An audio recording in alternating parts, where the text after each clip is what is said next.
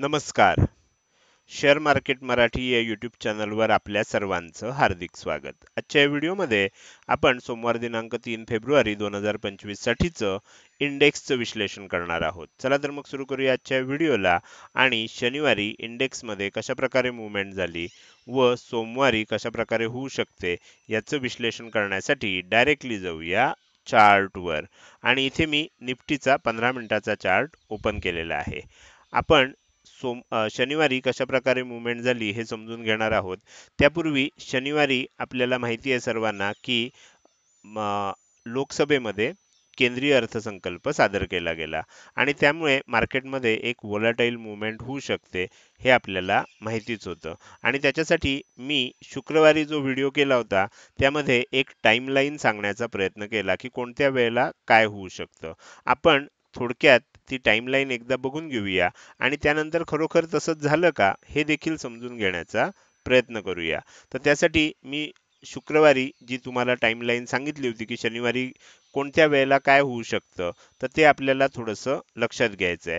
तर इथे मी काय केलंय, इंडिया विक्स ते आदल्या दिवशीच्या ह्याच्यावर होतं, पण ओपनिंग नंतर लगेच एकदा मोठी मूव्हमेंट होऊ शकते असं सांगितलं होतं, बरोबर. त्यानंतर काय सांगितलं होतं, साधारण 9:40 म्हणजे 9:30 ते 9:45 या वेळेमध्ये रिव्हर्सल होऊ शकतं. आणि मी तुम्हाला अगदी करून दाखवलं होतं की समजा पहिल्यांदा खालच्या बाजूला मूव्हमेंट झाली तर अचानक वरच्या बाजूला येऊ शकतं. पहिल्यांदा सकाळी वरच्या दिशेनं मूव्हमेंट झाली तर मग अचानक खाली येऊ शकते. आणि ती कधी होऊ शकतं तर साधारण 9:30 ते 9:45 आणि म्हणून 9:40 ची वेळ दिलेली होती. आणि त्यानंतर एक मूव्हमेंट होऊ शकतं असं सांगितलेलं होतं. आणि त्यापूर्वी म्हणजे साधारण आपल्याला माहिती आहे की 11 वाजता बजेट सादर होतं. मग एकदा 9:30 ते 9:45 दरम्यान हे रिव्हर्सल झालं की बजेट सादर होण्यापूर्वी म्हणजे 11 वाजेपर्यंत थोडा वेळ व्होलाटाईल मूव्हमेंट होऊ शकते असं सांगितलेलं होतं. आणि एकदा बजेट वाचायला सुरुवात केल्यानंतर थोड्या वेळानं बजेट संपेपर्यंत म्हणजे 11:15 11:30 पासून साधारण 12:30 पाऊण वाजेपर्यंत किंवा बजेट संपेपर्यंत वाईल्ड स्विंग येऊ शकतात. आणि वाईल्ड स्विंग म्हणजे सुद्धा किती ते मी निफ्टीसाठी बँक निफ्टीसाठी सांगितलेले होते आणि ते सुद्धा असे मोठे मोठे स्विंग होऊ शकतात असं सांगितलेलं होतं. आणि साधारण दुपारी 2:35 म्हणजे 2:30 ते 2:45च्या दरम्यान आपल्याला पुन्हा एकदा रिव्हर्सल येऊ शकतं असं सांगितलेलं होतं. आता आपण चेक करूया की ह्या ज्या काही टाइमलाईन सांगितलेल्या होत्या यानुसार मार्केटमध्ये त्या त्या वेळेला काय झालं. आता त्यासाठी मी पुन्हा एकदा चार्ट ओपन करतोय आणि इथे 5 मिनिटाच्या टाइम फ्रेम मध्ये ओपन करतोय. मार्केटमध्ये असं म्हटलं जातं की मार्केटला टाइम करणं अतिशय अवघड असतं. पण जर तुम्ही थोडंसं निरीक्षण असेल, थोडासा कॉमन सेन्स असेल, थोडासा अनुभव असेल, तर तुम्ही मार्केटमध्ये कधी काय होऊ शकतं, निदान अशा इव्हेंटच्या दिवशी आपल्याला काय होऊ शकतं, याचा थोडासा अंदाज व्यक्त करता येतो. आता तुम्ही जर इथे बघितलं तर मी सकाळी काय सांगितलं होतं, ओपन झाल्यानंतर आपण काय करूया, थोडंसं इकडे सरकूया. ओपन झाल्यानंतर एक मोठी मूव्हमेंट होईल म्हणून सांगितलं होतं. पहिल्या 5 मिनिटामध्ये काय झालं बघा, एक मोठी मूव्हमेंट झाली म्हणजे ज्याचा हाय इथे बसला, ज्याचा लो इथे झाला, त्याच्या म्हणजे एवढी मोठी कॅन्डल तयार झाली. त्याच्या आधीच्या कॅन्डलचा आकार बघा 5 मिनिटाच्या आणि त्या तुलनेत ह्या पहिल्या 5 मिनिटाच्या कॅन्डलचा आकार बघा. तुमच्या लक्षात येईल नॉर्मल कॅन्डलपेक्षा ही मोठी मूव्हमेंट होते.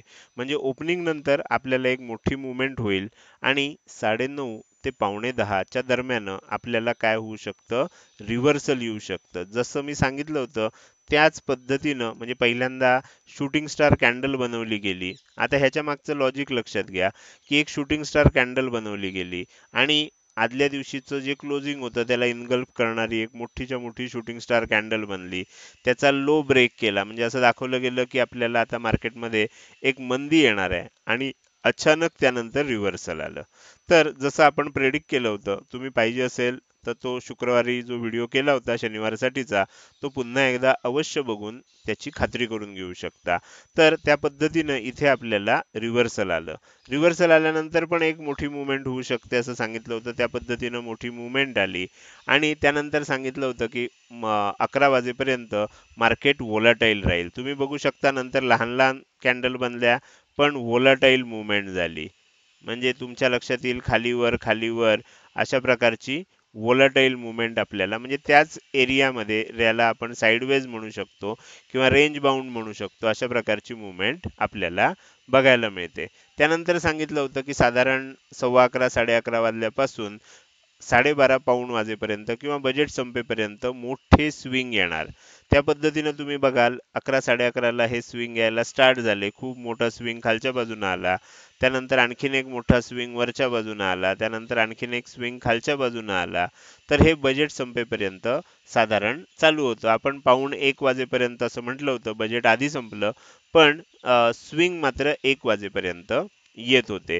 त्यानंतर काय सांगितलं होतं, त्यानंतर साधारण 2:30च्या दरम्यान आपल्याला रिव्हर्सल येऊ शकतं पुन्हा एकदा, असं सांगितलं होतं. शेवटी जी मुवमेंट झाली तुम्ही इथे बघू शकता, तर त्या मुवमेंटमध्ये बरोबर 2:30 वाजता आपल्याला रिव्हर्सल आलं. म्हणजे इथे अगदी परफेक्ट आपण बघू शकतो. म्हणजे ही जी तेजी होणार होती ही कधीपर्यंत तेजी करायची आहे, तर साधारण 2:30च्या दरम्यान पर्यंत आपण ती तेजी करू शकतो. त्यानंतर रिव्हर्सल येणार असं आपण त्यामध्ये सांगितलेलं होतं. तुम्ही जर बघितलं मुद्दाम काय करा, तो व्हिडिओ पुन्हा एकदा बघा आणि त्यामध्ये सांगितलेल्या ज्या टाइमलाईन होत्या त्यानुसार तुम्हाला इथे झालं का हे तुम्ही बघू शकता.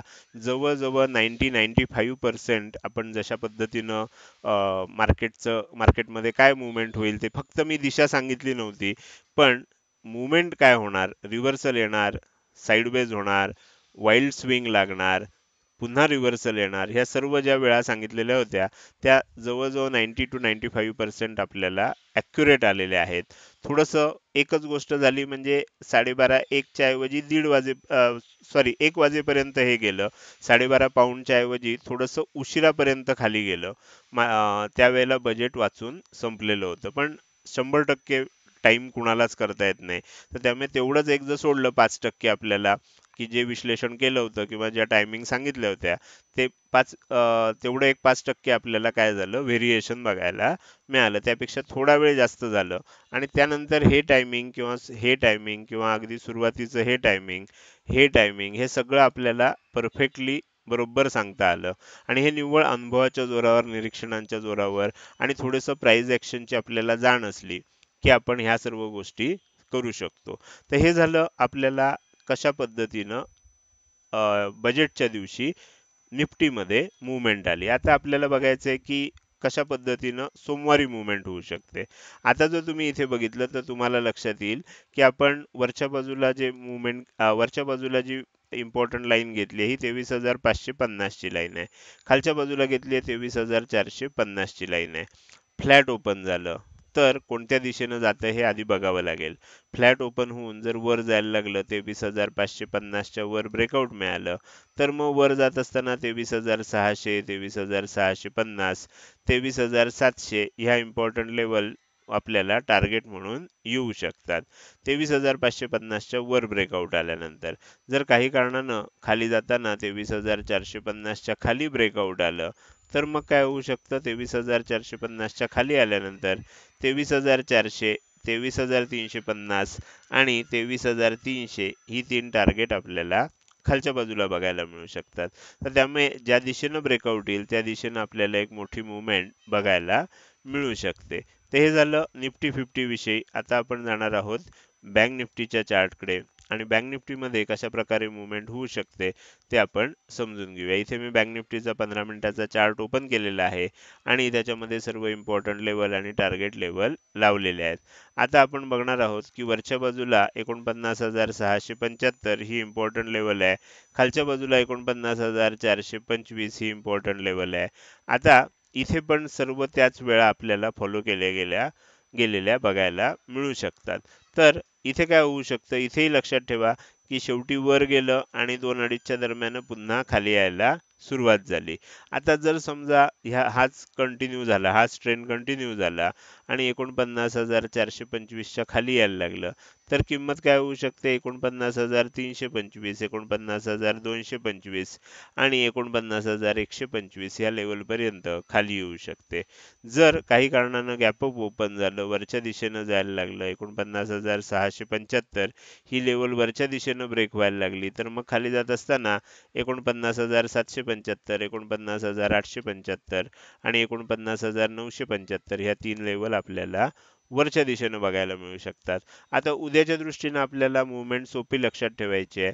कदाचित एखाद्या ठिकाणी फॉल्स ब्रेकआउट येऊ शकतो. पण ज्या दिशेनं ब्रेकआउट होईल, वरच्या दिशेनं आला तर वरची 3 टार्गेट्स बघायला मिळू शकतात. खालच्या दिशेनं आला तर खालची 3 टार्गेट्स बघायला मिळू शकतात. या प्रकारे आपण काय करू शकतो, उद्यासाठी निफ्टी आणि बँक निफ्टीचं विश्लेषण करू शकतो.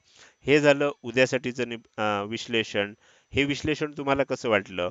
जर हे विश्लेषण तुम्हाला आवडलं असेल, तर नक्कीच तुम्ही या व्हिडिओला एक लाईक करू शकता. हा व्हिडिओ कसा वाटला?